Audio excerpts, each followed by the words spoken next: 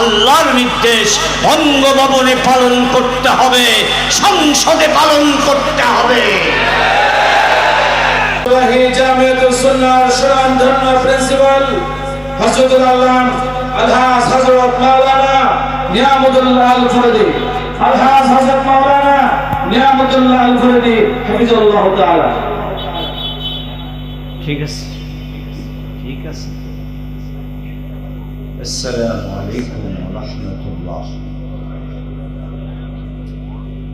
আলহামদুলিল্লাহি ওয়া কাফা ওয়া সালামুন আলা ইবাদিহি আল্লাযীনা ইসতাফা। أما بعد فأعوذ بالله من الشيطان الرجيم. بسم الله الرحمن الرحيم.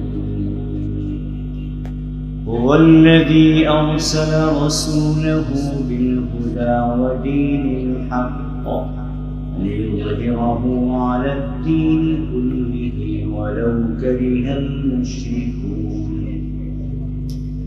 صدق الله مولانا العظيم وصدق رسوله النبي الكريم ونحن على ذلك من الشاهدين والشاكرين والحمد لله رب العالمين.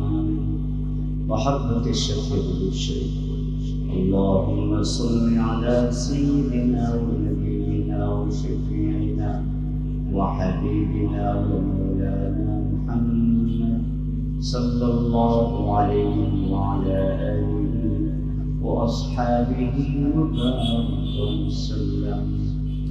اللهم صل على سيدنا ونبينا وشفيعنا وحبيبنا ومولانا محمد صلى الله عليه وعلى آله وأصحابه وبارك وسلم.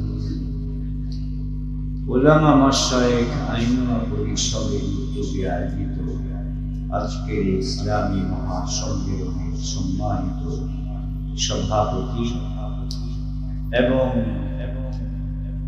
অতি সত্তর আগমন হবে আজকের প্রধান অতিথি নায়েবে আমিরুল মুজাহিদিন হযরত মাওলানা সৈয়দ মোহাম্মদ ফৈজুল করিম শাইখে চরমনাই। খুবই সংক্ষেপে আপনাদের সামনে একটি বিষয় তুলে ধরতে চাই। আমাদের প্রিয় নবী মুহাম্মদুর রাসূলুল্লাহ সাল্লাল্লাহু আলাইহি ওয়াসাল্লাম